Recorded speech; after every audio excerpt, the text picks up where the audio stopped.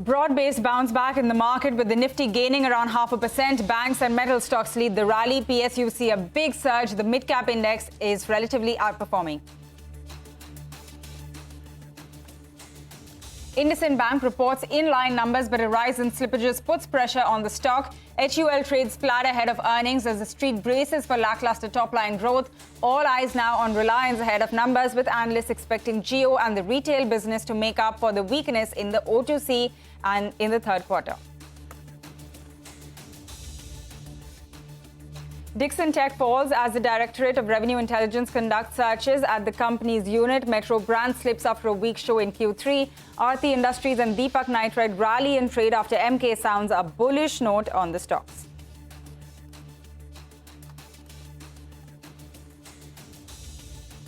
And the Indian banking system remains robust, and the health of banks cannot be judged using stock price movements, as the RBI governor, as the central bank has not mandated any number on credit deposit ratio to banks, but cautions against exuberance in lending.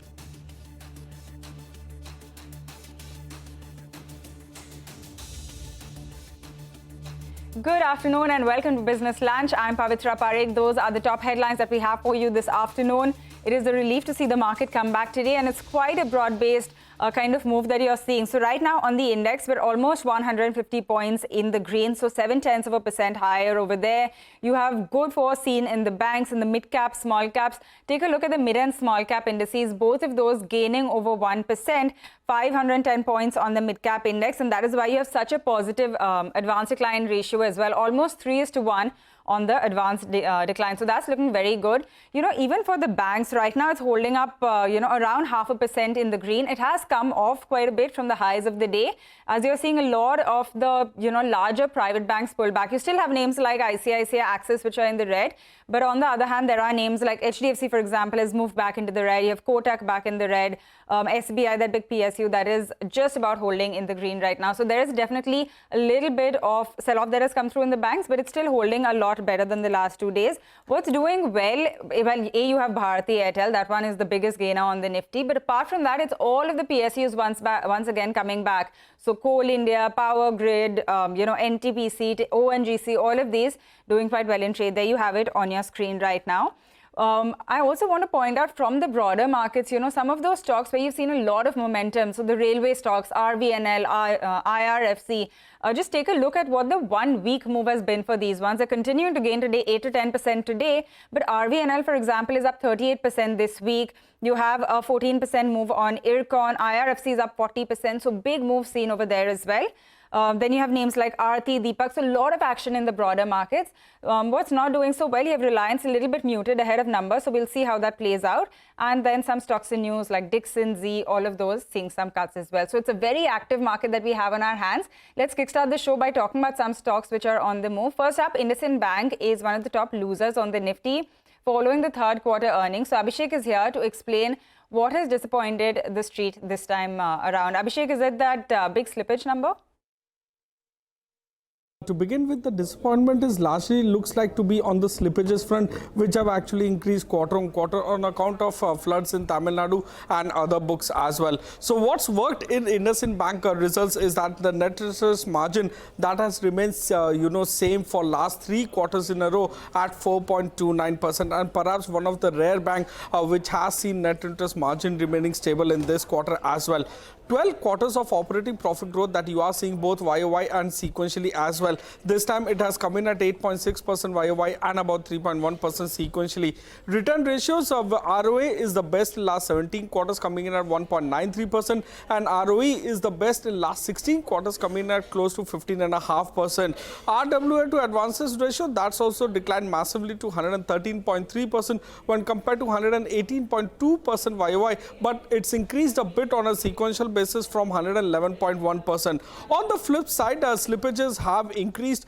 They are up 20.5% quarter on quarter to 1,765 crores. Annualized slippage ratio is the highest in last 3 quarters, coming in at 2.16% versus 1.86% in the previous quarter. And as I mentioned earlier, this is largely to do with Tamil Nadu flood and other related activities. Cost to income ratio, that's the worst that you are seeing in last 28 quarters or 7 years.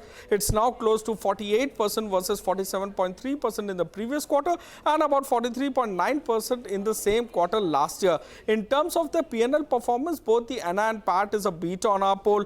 Brokerages, some of them have increased their target price, like Nomura to 1,880 from 1,700 earlier, DAM Capital to about 1,925 from 1,720 earlier. So now the brokerage's target price ranges from as low as 1,850 to as high as 2,070 per share. Back to you. Okay, Abhishek, thanks a lot for getting us all of those details on indices. The stock is down around 3.5%, the top loser on the Nifty today. But let's move on and talk about another stock, Polycab. It's down over 1%, but actually if you see from the highs of the day, it slipped almost 4%. The company reported earnings which were below street estimates, but of course with Polycab, the big talking point has been the news of IT raids. So the management actually addressed this issue on the conference call which was held just a while ago. Upasna is here to fill us in with what they had to say. Upasna.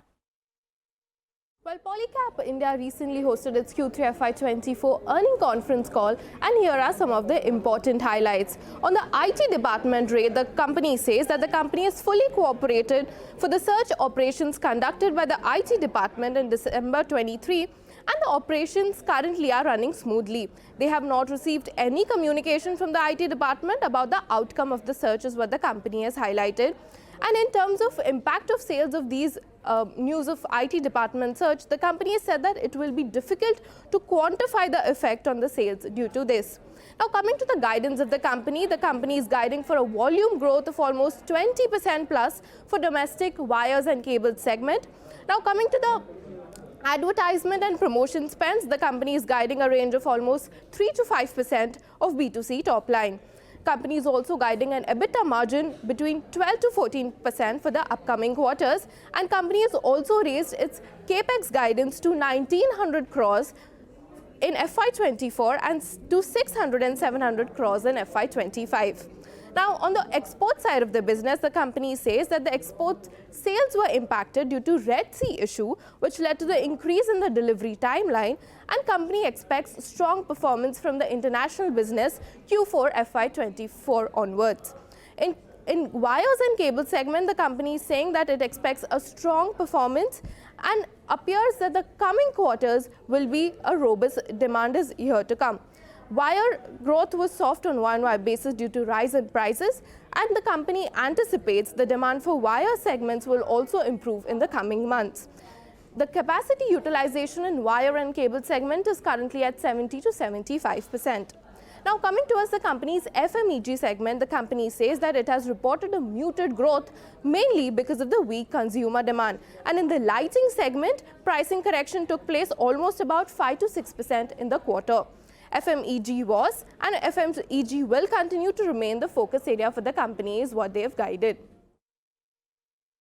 All right, Upasna, thanks a lot for getting us all of those details. That is what Polycab had to say on their conference call, which was held just a while ago. With that, we do need to get into a short break. On the other side, we'll get you excerpts from our exclusive conversation with the RBI governor at the World Economic Forum underway in Davos.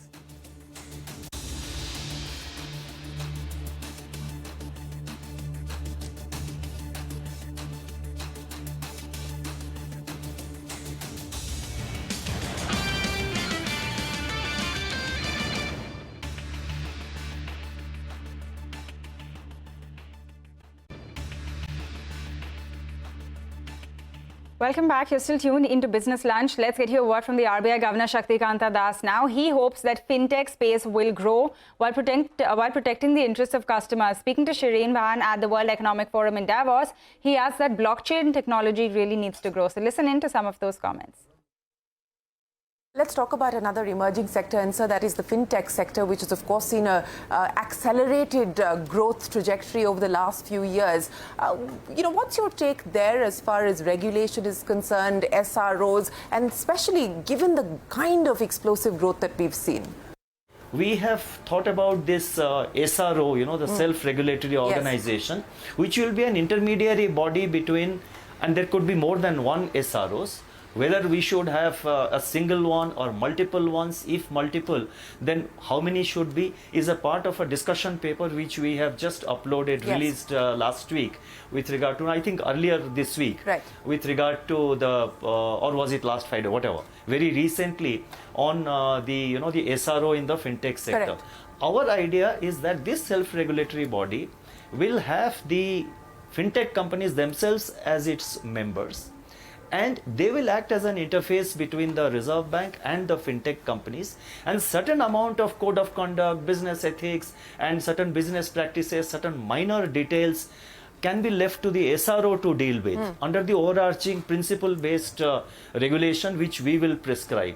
Then the SRO also will be closer to the fintech players. He will be in a position to have a better sense of how technology is evolving, and he will be able to keep us also apprised that this is the direction in which things are happening. So therefore, on the whole, to sum up a long answer, our effort is mainly to see that the fintech ecosystem grows and grows in a robust manner in India, but it should grow in a proper regulated environment so that the interest of customers are well protected, and it's a kind of a sustainable growth which is achieved, not that we one-off kind of growth which happens and then suddenly it crashes. The growth of that sector has to be sustainable. You talked about modern times and technology, and the Reserve Bank and you particularly have emphatically said no as far as cryptocurrency is concerned. Globally, we've just seen an ETF being given the go-ahead, but no change in position as far as cryptos are concerned? You see, let us differentiate clearly. There's a clear difference between the underlying technology of the so-called cryptocurrencies and the cryptocurrency as a product which is basically a speculative product. The underlying technology has been there. The underlying technology will be there. We are using blockchain. For example, blockchain, we are using it in our CBDC trial project. Blockchain has many applications. It will grow. It needs to grow. We are using it. There are many users who are also using it. Tokenization also needs to grow. Tokenization will facilitate what you call a large value asset. An ordinary individual who doesn't have the affordability can become a part owner of a high valued asset. That is what blockchain will facilitate. That is what tokenization will facilitate. That is the technology part of it. The technology part of it needs to grow, but the product which is bought and sold in the market, which is traded, it is a highly speculative activity. It has got several, downsides several downsides which can pose risks to financial stability. So we need to clearly differentiate. Technology has to grow. That's what I said. We have problems with regard to the product of what is called cryptocurrency, which is sort of being marketed. It is a speculative product, and it is being sort of marketed as an asset. Let's leave it at that. All right, that is the conversation with the RBI governor. By the way, Ultratech Cement's numbers are flashing on your screen. All of the initial numbers that we have look a little bit better than the poll which was expected. So the revenues come in at 16,740 crores. That's better. The profit front also we've seen, better than what the street was estimating. Of course, we're waiting for the volume details there. But Nigel is also here to really break down all of the numbers for us. Nigel, looks quite good. That's what, the numbers actually look quite good. And the problem for Ultratech getting into these numbers was that, in fact, the volume growth wasn't as much. The volume growth was closer to around 5% approximately. The street was a little bit skittish that it could have some kind of an impact in terms of the profitability, but that's clearly not happening. And I want to pull you up the power and fuel cost. On a year-on-year basis, that's down dramatically. It's coming at around 4,177 crores. That compares with around 4,873 crores. So that operating leverage didn't play out as much, but the lower cost has definitely helped them out. And the power and fuel cost is the reason actually that the EBITDA number has got maintained. Even if I look at the freight cost, well, that's a little bit higher on a year-on-year as well as on a quarter-on-quarter basis. But the power and fuel cost is much lower.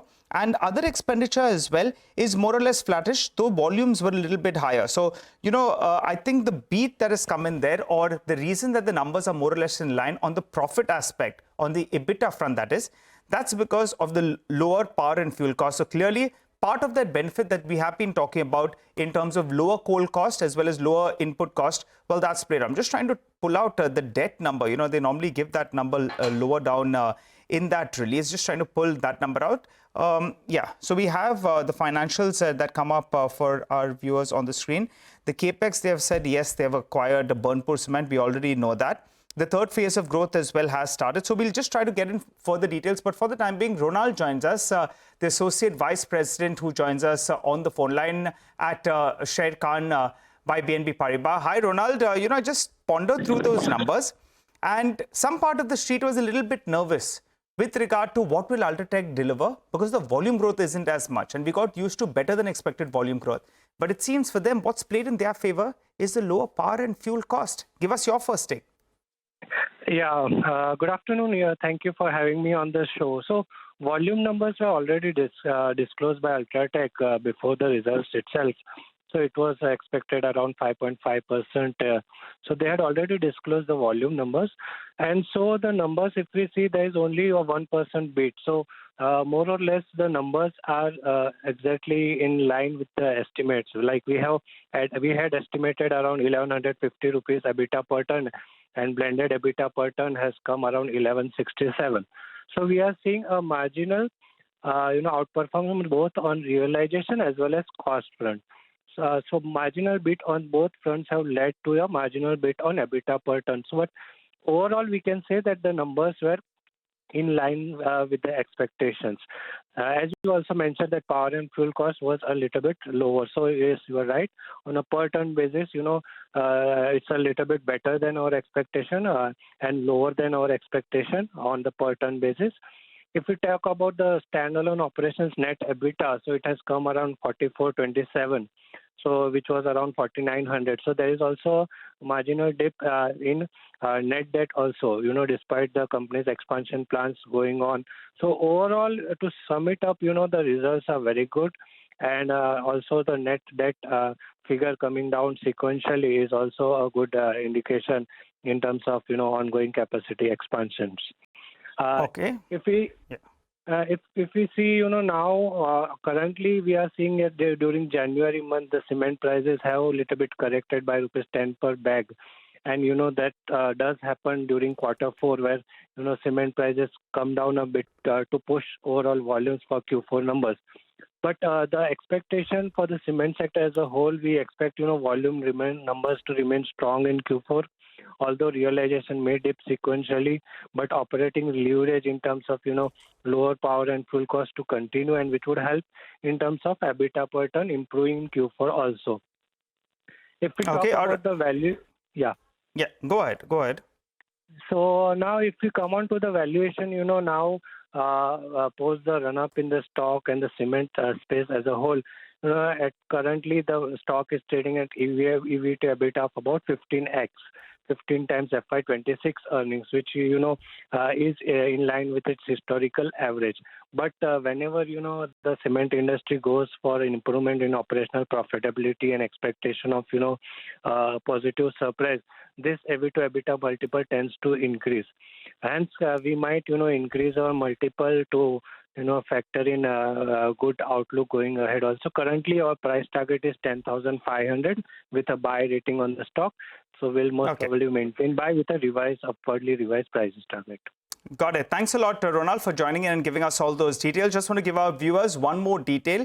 The reason that the power and fuel cost has come in lower because they give you the blended fuel consumption on a per ton basis. That's come at around $150 per ton, which is a good decline from around $162. So $150 per ton in the past quarter. In the previous quarter, that means on a sequential basis, it's come down by closer on $12. And on a year-on-year basis, it's come down by $50. So that's the reason why, in fact, these numbers look quite good. To just sum things up, the net debt has gone up a little bit, but that's because of the big capex plan that they have undertaken. So just to give you that number out there, the net debt number, well, it's gone up by a few hundred crores, I think. So just trying to pull that number actually out. I just had a look at that. So that's that number has gone up, but that's par for the course, because they have a big expansion that's currently underway. And that's the reason why, in fact, the net debt has gone up. Yeah, let's get that up. It's 5,541 crores, but that won't really disappoint the street. I think that's more or less par for the course. Some bit of an uptake was expected. And 5,500 means it's gone up by close to 500 crores in the past quarter. So, Pavitra, these numbers that have come in there from Ultratech Cement, there's no shocker that's coming in there. The street was a little bit disappointed on the day the volume number come in because you got used to Ultratech Cement coming in there, giving very, very good numbers, giving industry-leading volume growth. Yeah. And in fact, that didn't happen. But after that 5-6% correction that we saw in the last few days, these numbers are in line. The lower power and fuel cost have played out in their favor, and they have a big expansion plan that's underway. So good numbers, I would say. Okay, good numbers. The stock is up around 1%. Some of the other stocks also have moved up a little bit, names like Shree Cement, India Cement, even something smaller like a JK Lakshmi Cement. So I guess that playing out on the rest of the pack as well. But Nigel, thanks a lot for joining us and taking us through all of those numbers. With that, we do need to get into a short break now. There's lots more news and updates lined up for you. So stay with us. We'll be back in 2.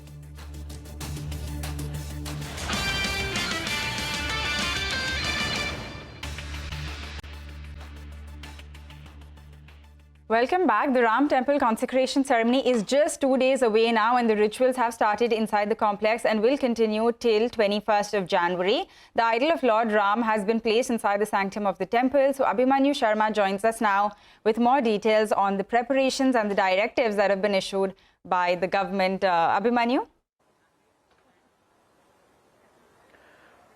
Well, celebrations and preparations are underway across the country for the consecration of the Ram Temple on the 22nd of January in Ayodhya. Prime Minister Narendra Modi would be a part of the consecration, for which he's also observing an 11-day long fast, which involves several restrictions on lifestyle and diet.